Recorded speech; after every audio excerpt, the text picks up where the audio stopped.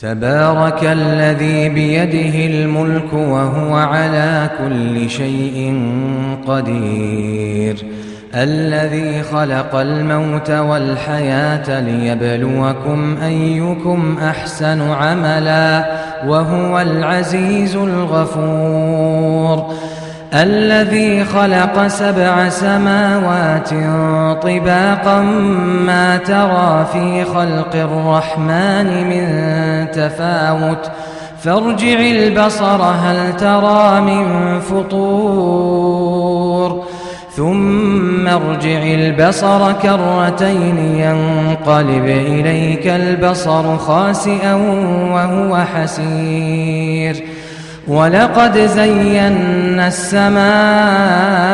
الدنيا بمصابيح وجعلناها رجوما للشياطين وأعتدنا لهم عذاب السعير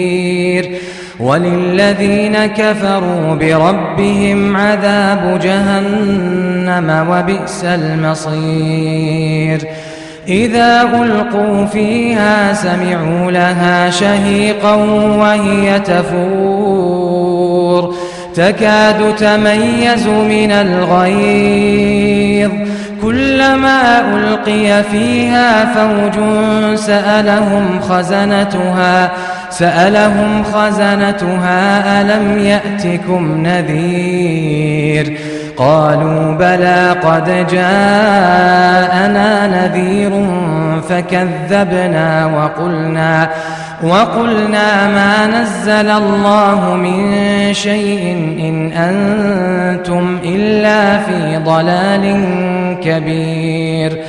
وقالوا لو كنا نسمع أو نعقل ما كنا في أصحاب السعير فاعترفوا بذنبهم فسحقا لأصحاب السعير إن الذين يخشون ربهم بالغيب لهم مغفرة وأجر كبير وأسروا قولكم أو اجهروا به إنه عليم بذات الصدور ألا يعلم من خلق وهو اللطيف الخبير هو الذي جعل لكم الأرض ذلولا فامشوا في مناكبها وكلوا من رزقه وإليه النشور هو الذي جعل لكم الأرض ذلولا فامشوا في مناكبها وكلوا من رزقه وإليه النشور أأمنتم من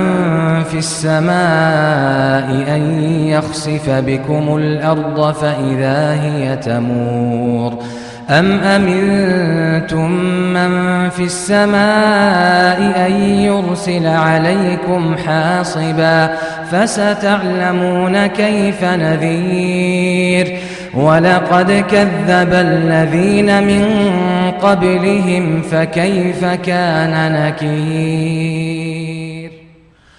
أولم يروا إلى الطير فوقهم صافات ويقبضن ما يمسكهن إلا الرحمن إنه بكل شيء بصير أمن هذا الذي هو جند لكم ينصركم من دون الرحمن إن الكافرون إلا في غرور أمن هذا الذي يرزقكم إن أمسك رزقه بل لجوا في عتو ونفور أفمن يمشي مكبا على وجهه أهدى أمن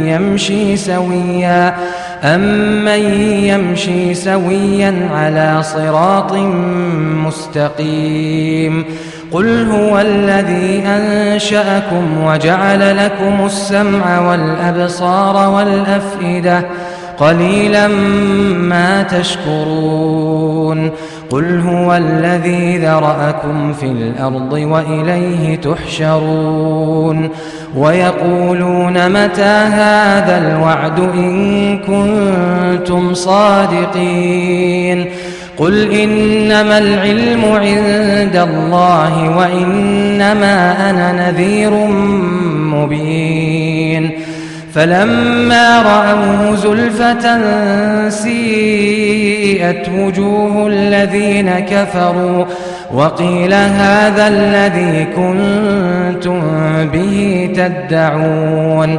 قل أرأيتم إن أهلكني الله ومن معي أو رحمنا فمن يجير الكافرين من عذاب أليم قل هو الرحمن آمنا به وعليه توكلنا فستعلمون من هو في ضلال مبين قل أرأيتم إن أصبح ماؤكم غورا فمن يأتيكم بماء معين